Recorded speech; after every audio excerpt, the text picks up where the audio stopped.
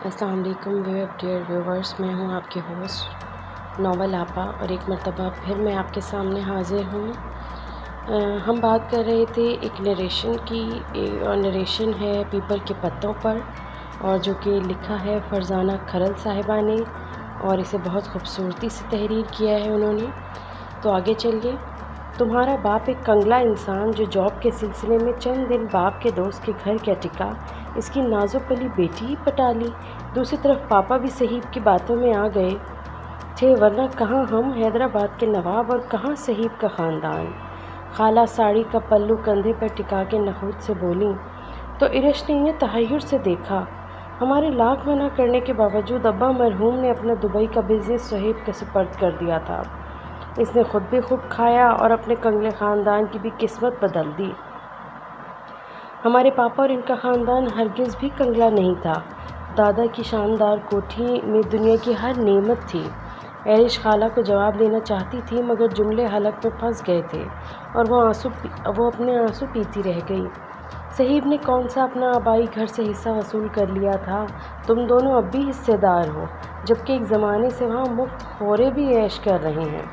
خالہ کا اشارہ چھوٹی ددیا کی طرف تھا، جنہیں تمہاری دادی میکے سے جہیز میں لائی تھی، جو شادی کے بعد بمائے شوہر کے وہیں آ بسی کہ دل کہیں اور لگ کے ہی نہ دیا۔ خالہ کا خالص حیدرآبادی لب و لہجہ ایرش کو ناگوار گزر رہا تھا۔ دیکھو تو ذرا تم لوگوں کو، چھوٹی ددیا آج بھی بہن کے گھر پر قبضہ جما کے بیٹھی ہے۔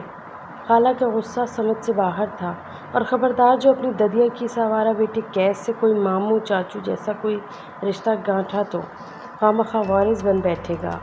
ایرش نے اپنے آنسو پوچھتے ہوئے دل ہی دل میں خالہ کی باتوں کی نفی کی تھی کہ میں تو ایسا ہی کروں گی۔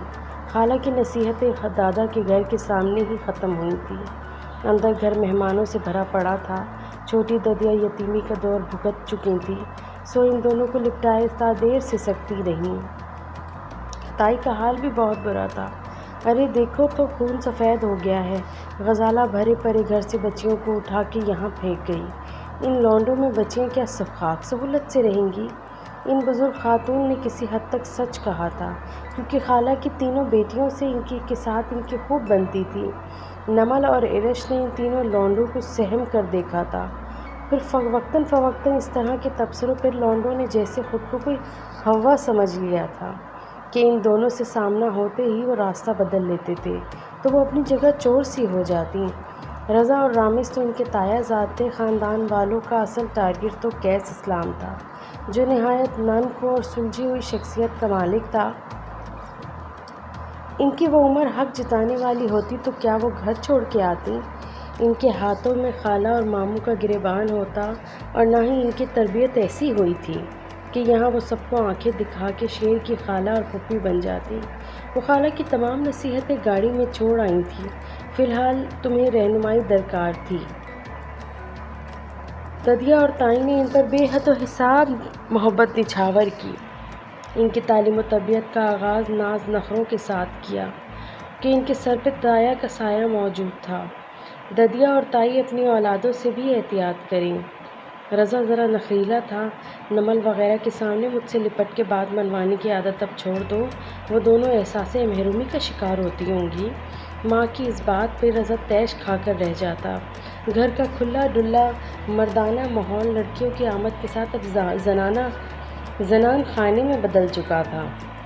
خبردار جو آئندہ یہ بنیان کے بغیر باہر آئے تو ماں دھکیلتی ہوئی کمرے میں لے آتی۔ میں تو موٹر پمپ چلانے نکلا تھا۔ رضا آنکھیں دکھاتی ماں سے الجھتا تو ہال میں بیٹھی لڑکیاں سہم جاتی۔ کبھی کالج سے آنے کے بعد وہ اپنی پرانی روٹین میں صوفے پر لڑک جاتا۔ اب یوں پرانی روٹین میں بےتکی پن سے نہ مت لیٹا کرو، شرٹ دیکھو پیٹ نظر آ رہا ہے۔ اماں فوراً نازل ہوتی تو وہ جھنجھلا جاتا۔ کیا مصیبت ہے یار، زندگی اجیرن ہو گئی، بھائی انہیں مشین میں ڈال کے لڑکے بنا ڈالو، یا پھر ہمیں لڑکیاں۔ رضا کی تجویز پہ باقی دونوں لڑکے ہنس ہنس کے دوہرے ہو جاتے۔ ددیا کانوں کو ہاتھ لگا کے استغفار پڑھتی۔ ماحول کی تبدیلی کا زیادہ اثر رضا نے لیا تھا۔ ایسا کریں، مجھے ہاسٹل بھیج دیں۔ اس دن اسے گنگناتے ہوئے دیکھ کر ماں نے ڈانٹا تو اس کا ضبط تڑک گیا۔ اس کی آواز اتنی اونچی تھی کہ کہ سب نے سنی۔ وہ پیر پٹکتا ہوا گھر سے ہی نکل گیا تھا۔ اس صورتحال پہ ددیا اور تائی سر جوڑ کے بیٹھیں۔ پھر مسئلے کا حل یوں نکالا کہ لڑکیوں سے بیزار رضا کا بیڈ روم اوپر کی منزل پہ سیٹ کر دیا گیا۔ بھلے اب وہ اوپر اپنی نیکر بنیان میں پھرتا، وہ کچھ عرصے بعد گھر کے ماحول میں پہلی سی بے تکلفی اور چہل پہل در آئی تھی، مگر رضا باقیوں کی طرح ان سے کبھی گھل مل نہ سکا۔ اس نے ہمیشہ خود کو ان سے ایک مناسب فاصلے پر رکھا، اور پھر ایرش کے ماہوں سال رضا حبیب سے سامنا کرنے سے کتراتے ہوئے ہی گزرے۔ نمل کی تعلیم مکمل ہونے کے بعد خالہ اسے رخصت کروا کے لے گئی تھی۔ ایرش کا ہارٹی کلچر میں ایم فل بھی اب مکمل ہو چکا تھا۔ 1 سال قبل کیس میاں بھی شادی شدہ افراد کی لسٹ میں آ چکے تھے۔ رضا جاب کے لحاظ سے نہایت سیٹ تھا، مگر وہ اپنے حال میں اب تک اپ سیٹ تھا۔ سردیوں کی بھیگتی شاموں میں اور گرمیوں کے جھلساتے دنوں میں کسی کی آہٹیں اپنے دل میں محسوس کرتا۔ جانے وہ کیا چاہتا تھا؟ وہ اپنی خبر جان بوجھ کے لے نہیں پا رہا تھا۔ وہ یہ جملہ اس چڑچڑی لڑکی کے لبوں سے کیوں سننا چاہتا تھا کہ کوئی رضا کی خبر لے کر آؤ؟ وہ ایک بار کہتی تو، اور کیا ایسا ممکن تھا کہ جواب پیغمبر کے ہاتھ آتا؟ پھر وہ اپنی خبر مقابل آ کے دیتا۔ وہ دونوں اپنے بیچ کے روشن محسوسات کا سوئچ اکثر بند ہی رکھتے تھے، جو کبھی کھل جاتا تو رضا کی جگمگاتی نگاہیں ایرش کے ہر انداز میں آشنائی کی شمع روشن کر دیتی تھیں۔ اس نے چکور کا پنجرہ برآمدے میں رکھا اور بیوی سے راہ فراق اختیار کیے کیس کو ڈھونڈنے لگے ہاتھوں شربت بھی بناتی لے جاؤں، جانے وہ کس قدر سگریٹیں پھونک چکے ہوں گے۔ وہ اسی غرض سے کچن میں آئی۔ بخت کی ماں بھنڈیاں کاٹ رہی تھی۔ ساری عمر عفت بیگم چھوٹی ددیا نے آس پڑوس کے تانوں پر دھیان دیا، نہ کبھی برادری کی باتوں پہ کان دھرے، بلکہ اچھے نصیبوں سے مفت کی روٹیاں کھائیں۔ ایرش نے بخت کی ماں کو ناپسندیدگی سے دیکھا اور جگ میں چینی گھولنے لگی۔ بھئی پرائے گھر میں رہنا بڑا دل گردے کا کام ہوتا ہے۔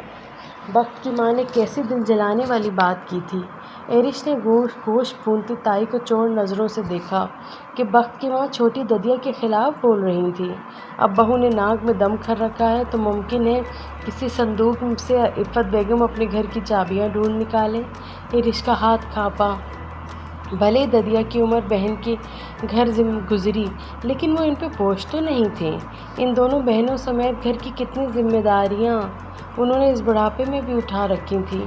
بخت کی ماں جانتی تھی کہ دونوں بہنوں میں لگائی بجھائی اور چغلی جیسی عادت نہیں، سو انہیں دیکھ کے موضوع بدلنے کی زحمت اس سمیت کوئی بھی نہیں کرتا تھا۔ کاش وہ چغل خور ہوتی اور اسے دیکھ کے موضوع بدل لیا جاتا۔ کسی پیارے کے خلاف غلط سلط سننا بھی تو تکلیف دہ کام ہوتا ہے۔ ارے نہیں آپا، اماں نے کئی بار جانے کی کوشش تو کی، لیکن ہر بار حبیب آڑے آ جاتا تھا۔ ایک ہی آنگن میں پل بڑھ کے جوان ہوئے خالہ بانجوں میں محبت بھی تو بہت تھی۔ تائی کی حمایتی آواز نے ایرش کے دل کو ہاتھ میں پکڑی برف سے بڑھ کے ٹھنڈا ٹھار کیا کہ تائی ددیا سمیت کسی سے پرخاش نہیں رکھتی تھی۔ یہ تو آپ کا بڑا پن ہے واسوا کہ پرائی ذمہ داریوں کا بوجھ اٹھاتے زندگی گزار دی، ورنہ خالہ کو اس گھر میں زبردستی بسانے والے بانجے کی بھی اب 4تھی برسی آنے والی ہے۔ یہ بخت کی ماں جیسی عورتیں ہی لوگوں کے صبر و تحمل میں دراڑیں ڈالنے کی ہر ممکن کوشش کرتی ہیں۔ نہ کچھ لینا نہ کچھ دینا، کڑوی باتیں، میٹھی زبانیں، ان کی زبانوں پہ شیطان شہد ٹپکاتا ہے۔ وہ جگ اٹھا کر جلتی کرتی باہر آئی۔ اب اس کا رخ کیس کے ٹھکانے کی طرف تھا۔ اگرچہ آج کیس بھیا اس آدم بیزار کے ہاں ڈیرا لگائے تھے، ایرش اتنی خبر تو رکھتی تھی کہ وہ گاؤں گیا ہوا تھا۔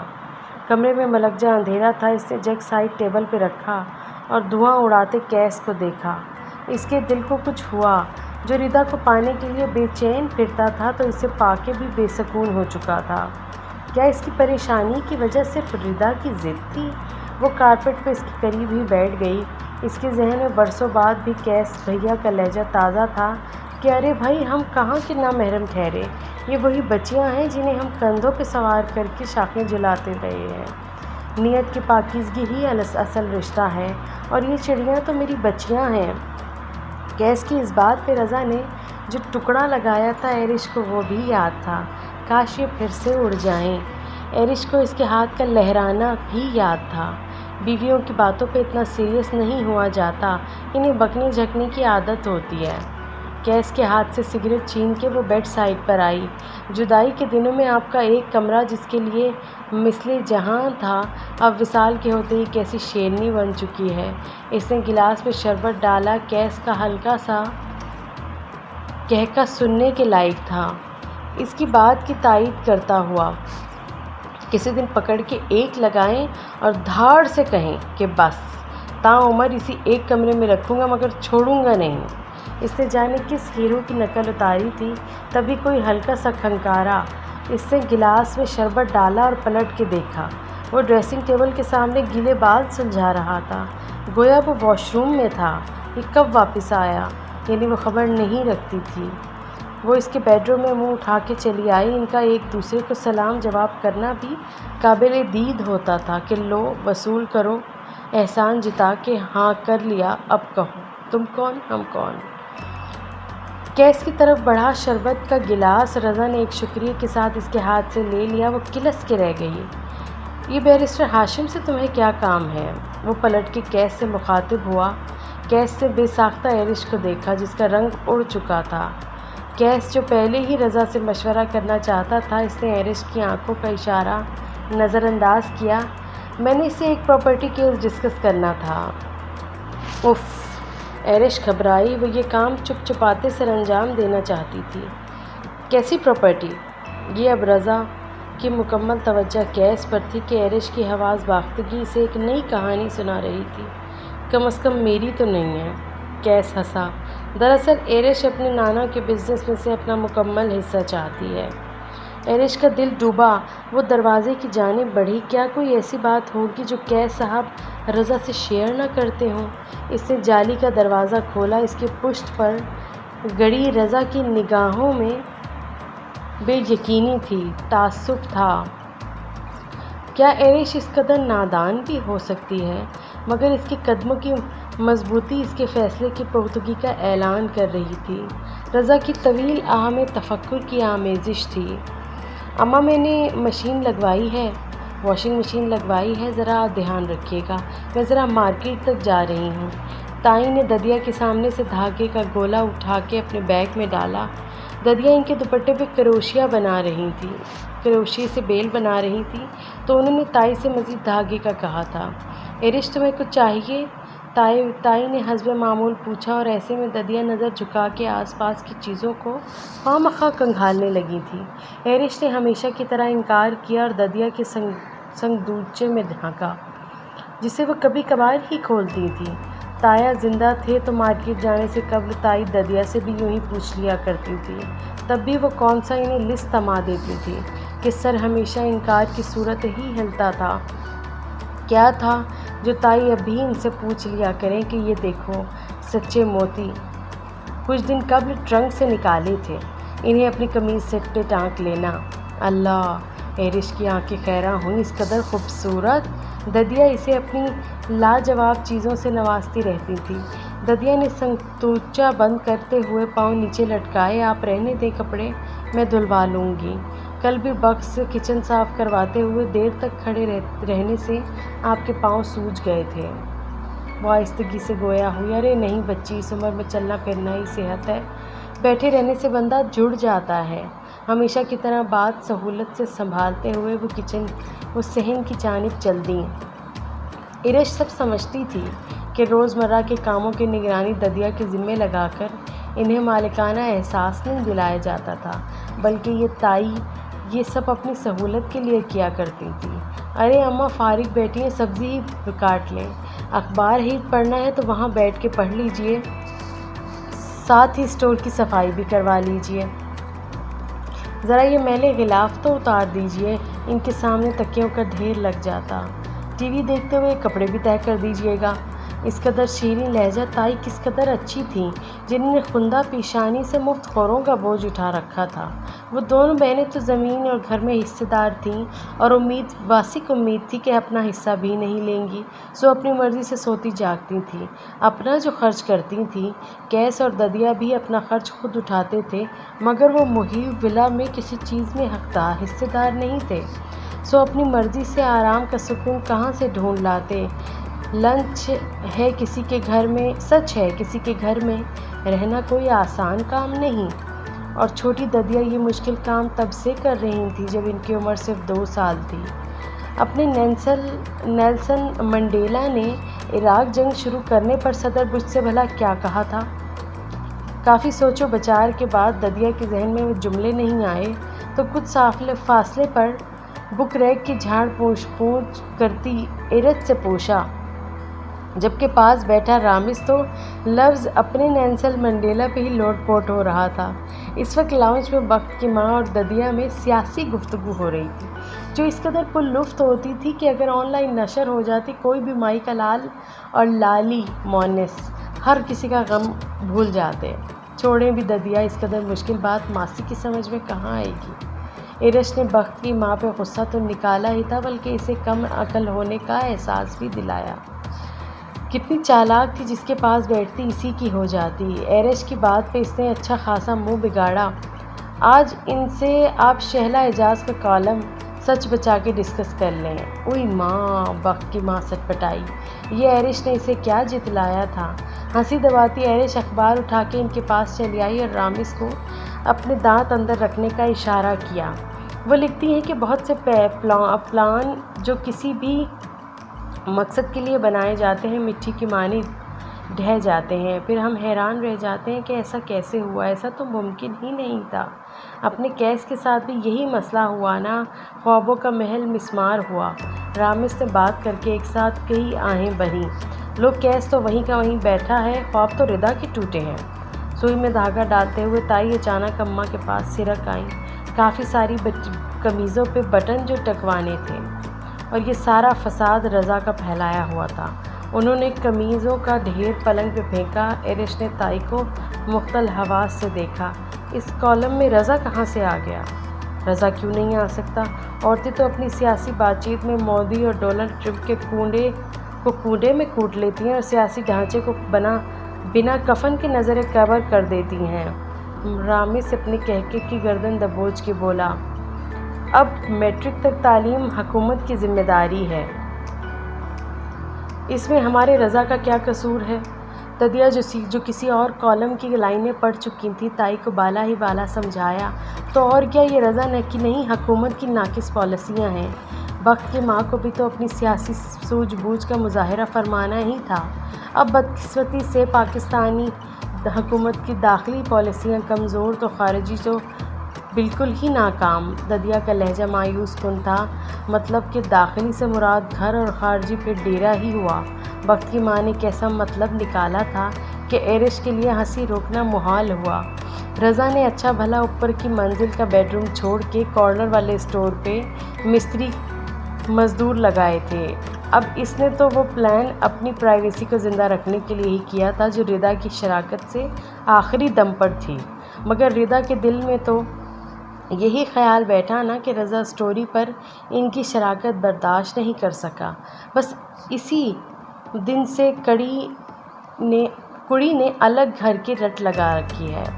ہم حیران ہیں کہ ردا کو یہ خیال سوجا ہی کیوں کر۔ اف، ایرج کے کھلے منہ میں من بھر لڈو سما سکتا تھا۔ تائی نے بات کا سرا کہاں سے پکڑ کے کہاں جوڑ دیا تھا۔ اسے کہتے ہیں اظہار خیال۔ اس نے اخبار طے کر کے ایرج کے سر پر مارا۔